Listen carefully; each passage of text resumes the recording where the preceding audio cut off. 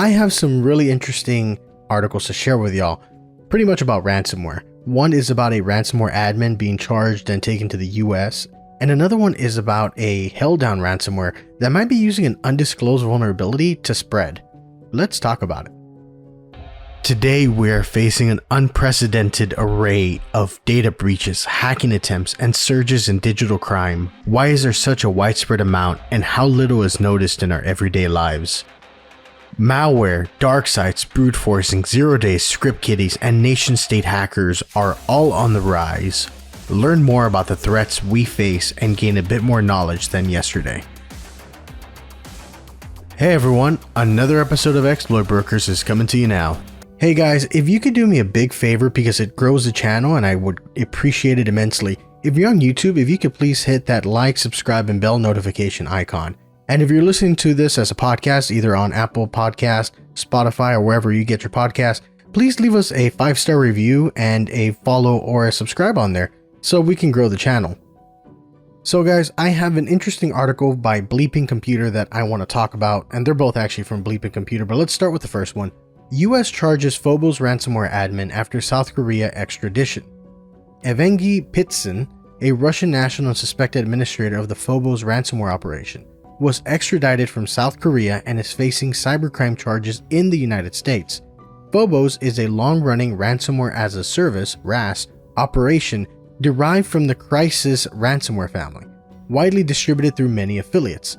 Between May 2024 and November 2024, it accounted for roughly 11% of all submissions to the ID ransomware service. And when you're talking about that 11% is not an insignificant, right? It's a little bit over, 10%. I know, obvious. But bear with me here. For one type of ransomware, for Phobos itself, to be 11% means they're not only pretty active, but they have good infection rates and they have good affiliates that are able to actually hit hit victims and be able to take over and encrypt stuff. And that's pretty significant when you think about it, right? They're a decently big sized player in the ransomware space because 10% of any market is pretty big if you're talking about legitimate markets, right? So to talk about a ransomware world, that's still pretty big. The Justice Department has linked the Phobos ransomware gang to breaches of over 1,000 public and private entities in the United States and worldwide, with ransomware payments worth more than 16 million. So this isn't just who they infected, but payments that they've received, or their affiliates have received, over 16 million. According to court documents, Pitsin and his conspirators allegedly developed and starting in November 2020, provided Phobos affiliates with access to the ransomware payloads needed to encrypt the victim systems and the platforms used to extort ransom payments. So, for any listeners who have kind of barely tuned in or aren't aware, ransomware as a service, right? You have ransomware, which is a piece of software that encrypts a system and essentially threatens to delete it or leak stuff if you don't pay them. Ransomware as a service is in the same idea as like software as a service, where you have the ransomware provider who has the infrastructure, the code, and all the other stuff and that they provide the affiliates. The affiliates then get that ransomware stuff and they work to get installs and infections and payouts ultimately. And when they get it through either clicks, social engineering, some other mechanism, the ransomware as a service, which is what they're buying, quote unquote, from their supplier, is then installed onto the victim and then they're able to get money. Once the affiliate gets money, there's a cut that goes to the ransomware provider, and that's the usual structure that I've seen a lot of the ransomware as a service go on, where it's essentially output based or profit based, right? Instead of a subscription model. Not to say that there isn't subscription models, but a lot of the ones I've been looking at have been essentially they take a cut of whatever gets paid. Now, the administrators operated a darknet website to coordinate the sale and distribution of Phobos ransomware to co-conspirators and used online monikers to advertise their services on criminal forums and messaging platforms.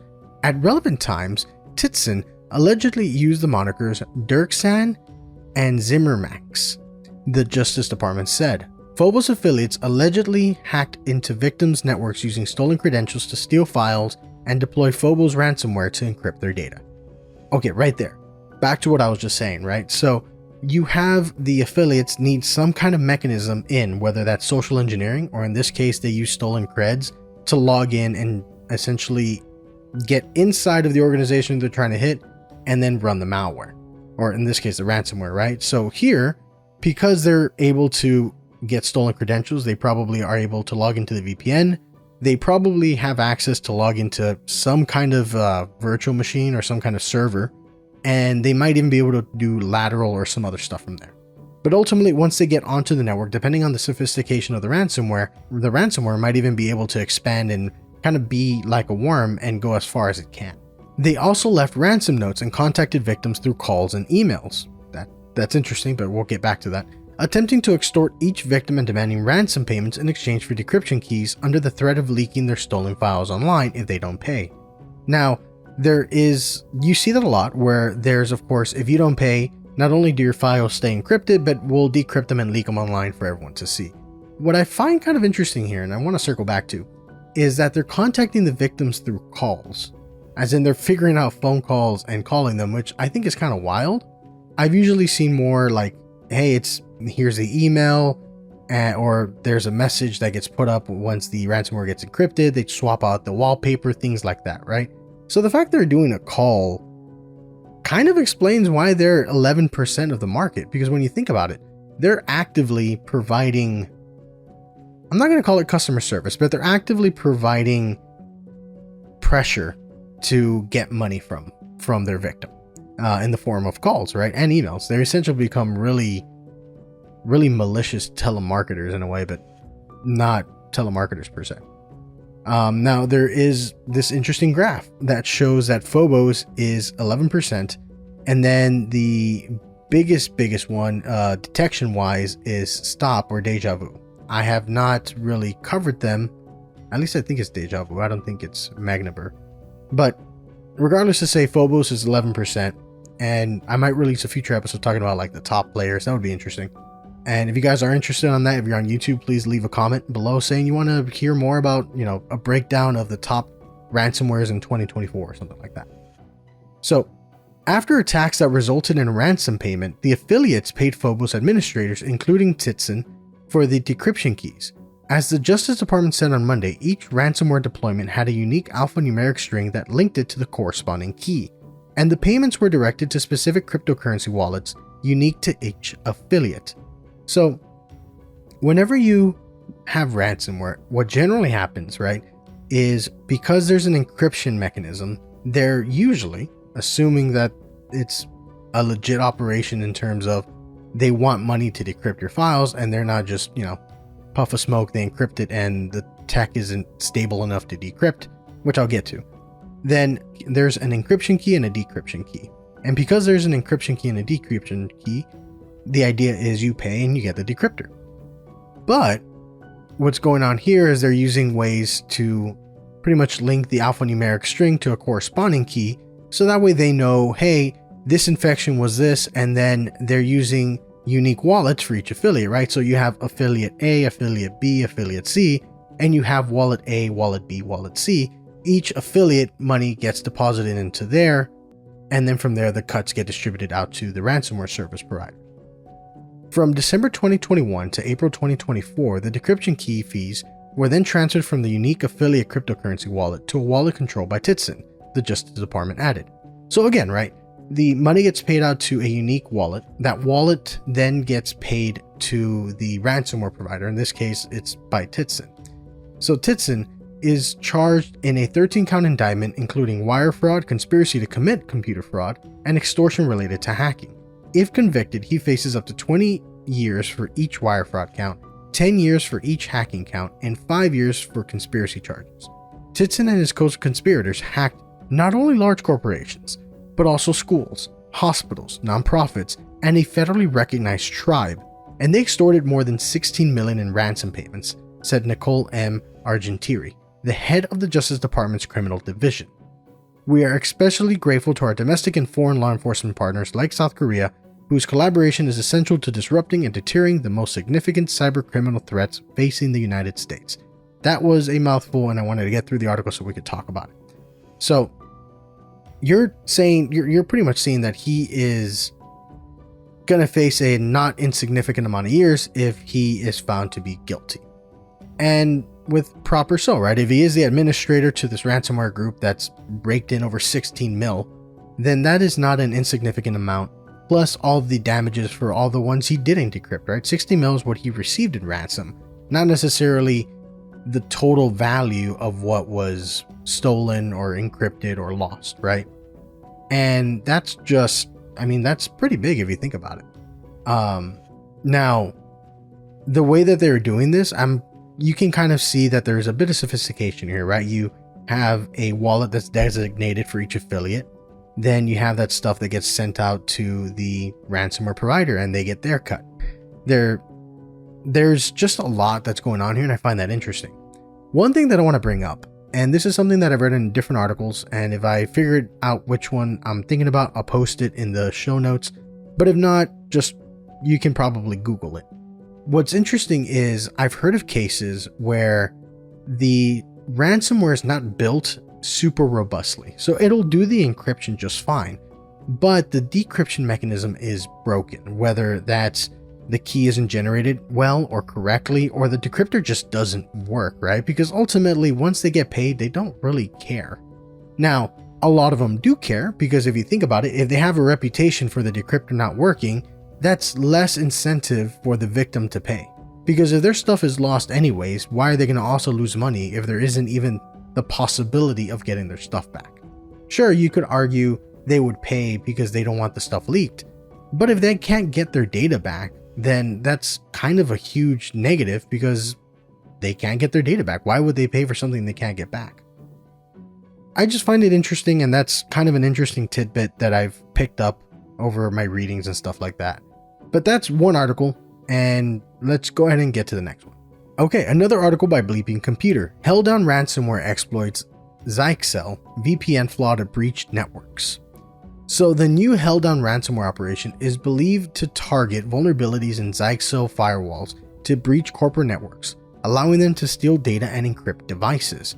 French cybersecurity firm Sequoia is reporting this with medium confidence based on recent observations of Helldown attacks. Although not among the major players in ransomware space, Helldown has quickly grown since its launch over the summer, listing numerous victims on its data extortion portal. So that's one thing that you see a lot of ransomware operators use, is a portal to say, hey, here's the victims, and they do that to kind of show like a legitimacy. But here's the victims and they need to pay us. And you see that usually they're onion websites, so you need Tor browsers to get to, and they're kept on the quote-unquote dark web. So Helldown discovery and overview, it's another section in the article. Helldown was first discovered by Cyphermia on August 9, 2024, then again by CyberInt on October 13th, both briefly describing the new ransomware operation. The first report of a Linux variant of the Helldown ransomware targeting VMware files came from 360 NetLab security researcher Alex Turing on October 31st. The Linux variant features code to list and kill VMs to encrypt images. However, its functions are only partially invoked, indicating that it might still be under development. So something I've said in previous articles, right? With stuff like ransomware-as-a-service or malware-as-a-service, any as-a-service, whether it's legitimate or illegitimate, generally does that because that's a way to fund development. You get a minimal viable product or an MVP, whether it's malicious or not malicious. You get it out there and then you kind of test the waters. Do your customers like it? What features are they looking for? Is it applying to their needs? And then as money rolls in, you can develop out more features. It's kind of how most tech platforms and tech products are kind of operating under now. Granted, you still have a lot that offer perpetual licensing or lifetime licensing, but those numbers are shrinking. And if you don't have the technical skill set in the cybercrime world to develop your own, and you're relying on these ransomware as a service, well, there is I'm going to call it the business value, but it's the criminal business value to the affiliates that they don't have to have the technical prowess to maintain the ransomware and improve it and make sure it's undetectable and all this other stuff. But it falls on the ransomware as a service provider. But vice versa, the ransomware as a service provider is then able to make money and focus on what they're doing, which is building out and maintaining the ransomware. And that's what you see happen a lot in actual legitimate business. I find it kind of interesting. There's always parallels. Sequoia reports that Helldown for Windows is based on the leaked Lockbit 3 builder and features operational similarities to Dark Race and Donex. However, no definitive connection could be made based on the available evidence. That's something else that I've seen happen. You have a lot of what's known as variants, right? You have this one base code that's developed by one malicious actor or group of actors, and then other actors kind of just either get a copy of it, spin it up, rebrand it, modify it. Think of it like source control, right? You have GitHub, you can fork it, and now your one project becomes like 200 projects that all have the base code, and then each of the variants do their own thing. As of November 7th, 2024, the threat group listed 31 victims on its recently renewed extortion portal, primarily small and medium-sized firms based in the United States and Europe. As of today, the number has decreased to 28, potentially indicating some had paid a ransom. Sequoia says Helldown isn't as selective in the data it steals as other groups, following more efficient tactics, and publishes large data packs on its website, reaching up to 431 gigabytes in one instance.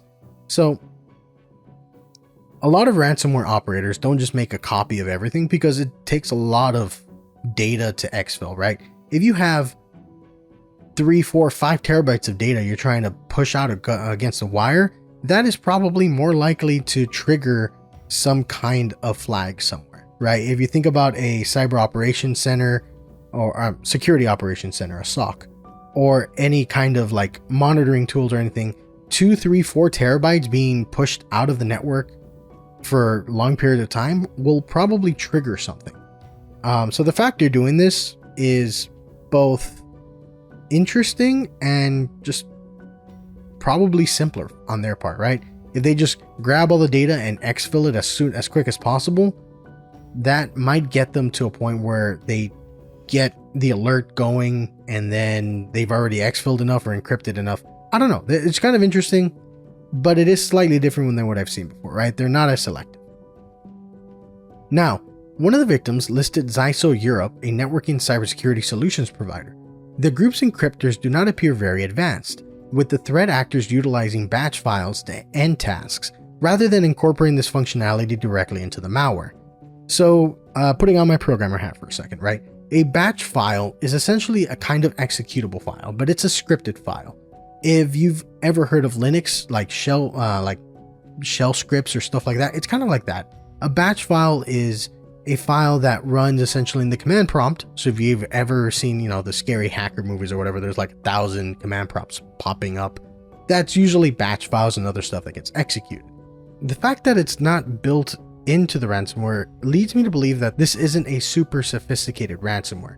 So they're not being selective on what they're stealing, which means they're probably just doing a copy all kind of functionality. The fact that they're using external batch files to execute and pretty much stop or kill certain functions that are happening or software that's happening, right? I'm seeing Outlook, Firefox. The fact they're not being programmatic about it or have the ability to execute that from inside, it's just they're probably on the beginning of it, right? They haven't built out the sophistication, and it's unsure whether they will make it more sophisticated or continue to go down this kind of avenue. Now, when encrypting files, the threat actors will generate a random victim string, such as, and I'm not going to read the string, but it's random, which will be used as the extension for the encrypted files. The ransomware note also uses the victim string in its file name, like readme.some random string of text .txt, which is a text file, and you have it, with the random victim string in there. Now, there's a subsection here, evidence pointing to Zyxel exploitation. And here's the part where I'm going to get a bit more technical and a bit more geeky, but bear with me, and if you're not a fan of this, I will try to summarize and make it less technical, but I think it's kind of cool. So let's touch on it. Working its way from Zyxel Europe lead, Sequoia found that at least 8 victims listed on the Helldown website uses Zyxel's firewalls as IPsec VPN access points at the time of their breach. An IPsec VPN access point is, if you've ever used a VPN, you've probably seen 1,000 ads for it on YouTube, but an IPsec VPN is a type of VPN that uses the IPsec protocol. I won't get into the specifics, but it's a specific type of VPN technology. Next, Sequoia noticed that a TrueSec report from November 7th mentions the use of a malicious account named OKSDW82A in Helldown attacks, and also configuration file zzz1.conf, used as part of an attack targeting MIPS-based devices, possibly Zyxel firewalls. So MIPS-based devices, you have ARM, like the new Apple stuff or Raspberry Pis, or even some IoT devices use ARM, which is a specific type of technology for processors. You have stuff like x86, x64, which is another type of processor, right? And you have MIPS-based, which is yet another type of processor. MIPS, as far as I'm aware, is kind of used more in, think IoT, so firewalls, routers, and stuff like that. But suffice this to say, it is another type of processor architecture. Now, the threat actors use this account to establish a secure connection via SSL VPN into the victim's network, access domain controllers, move laterally, and turn off endpoint defenses. So, whenever you VPN into a victim's network, or into any network, you're essentially getting access to computers that are on a network, I'm going to call it a network namespace, but a network space that is not publicly accessible. You have a lot of stuff that's hidden and segmented on a network to make sure that only people inside or connected into the network can access it. And you want to do that because you don't want every machine open to the internet if you can avoid it. They access domain controllers, and a domain controller is how computers get access to the network. They usually join the domain, and there's a bunch of stuff there that's IT related. Not going to touch on it there. Move laterally. It sounds really sophisticated, but essentially means you're jumping from one computer to another one. And then you turn off endpoint defenses, which means just that, right? Anything that lets you get into the network, you pretty much shutting off any different endpoint defenses. I haven't looked into a lot of endpoint defense solutions, so I can't give you a lot of details there, but I'll try to touch on it on a future episode.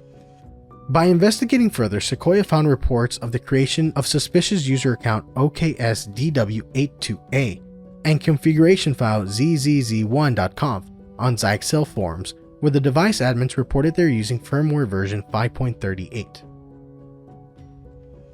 Based on the version, Sequoia's researchers hypothesized that Helldown might be using CVE 2024-42057, a command injection and IPsec VPN that allows an unauthenticated attacker to execute OS commands with a crafted long username in user-based PSK mode. In addition, Sequoia also considers a separate undocumented vulnerability on Zyxel, the details of which it shared with vendors PSIRT. So, let's kind of step back for a second. There is command injection is any time that you can essentially do kind of like a remote code execution. You're injecting some kind of command, because at that point you're not even having to find an account that is vulnerable or get credentials or anything else. It's unauthenticated, which means it's pretty much fair game. You're able to just send a specially crafted packet.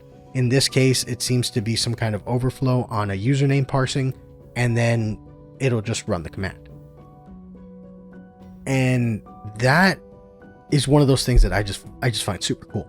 I know it's bad for whoever's getting affected, but it's kind of cool from a technical standpoint, because all that it takes is essentially an overflow, and then you're able to execute whatever you want. You can do a bunch of other cool stuff, open up a shell. I think one of the funny things I've seen is a lot of proof of concepts just pop a calculator.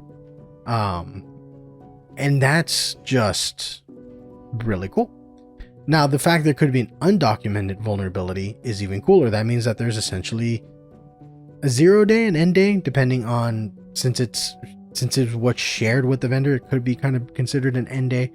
But it's just interesting. Now, CVE 2024-42057 was fixed on September 3rd with the release of firmware version 5.39, and exploitation details have not been made public as of yet, so Helldown is suspected of having access to private end-day exploits. An end-day exploit is essentially, you have a 0 day, which means the vendor doesn't know about it, there's no patch, there's nothing. It is undisclosed, and the 0 day means you have 0 days that it's been aware for fixes.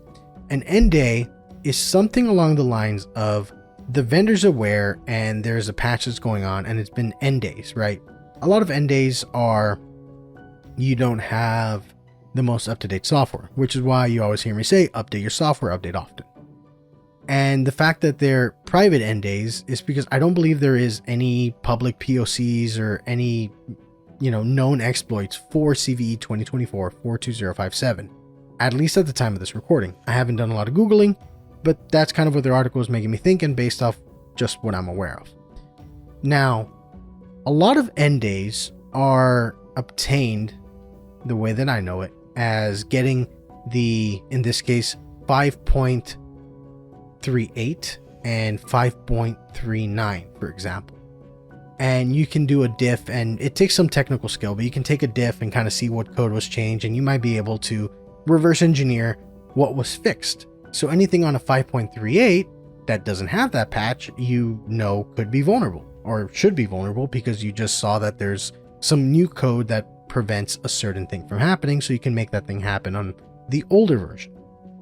So continuing on. Furthermore, Sequoia discovered payloads uploaded to VirusTotal from Russia between October 17th and 22, but the payload was incomplete. It contains a base64 encoded string, which, when decoded, reveals an ELF binary for MIPS architecture, explains Sequoia researcher Jeremy Sion. The payload, however, appears to be incomplete. Sequoia assesses with medium confidence this file is likely connected to the previously mentioned Zyxel compromise. So an ELF binary is essentially an executable, it's executable link file, something like that, that is the executable format for like Linux or Mac or those kinds of operating systems. You have like exe and stuff for Windows, but you have ELF binaries for Linux and all that. And then back to the MIPS. Now, base64 encoded just means you're getting any kind of string or whatever you're wanting to do, and you're encoding it on a base64. If you want to think, the number system everyone knows is base 10. So base64 essentially goes up to 64 characters, right? You have 1, 2, 3, 4, 5, 6, 7, 8, 9, 10, but then you use A, B, C, D, E, F to hold the place for 11, 12, 13, blah, blah, blah, blah. And that's useful because you get a really long string and you're able to kind of compress that. But yeah, I thought this was just really interesting. I wanted to bring it up with y'all. I'm curious to see when that CVE is going to get a bit more information publicly. I'm curious about the undocumented vulnerability, but this stuff is still kind of in the works. So if you have a Zyxel firewall, I would highly suggest patch it, right? Update to the latest version as quick as possible to kind of minimize this. But with that, I want to thank y'all for tuning in. This has been Lauro with Exploit Brokers. I'll catch you in the next one.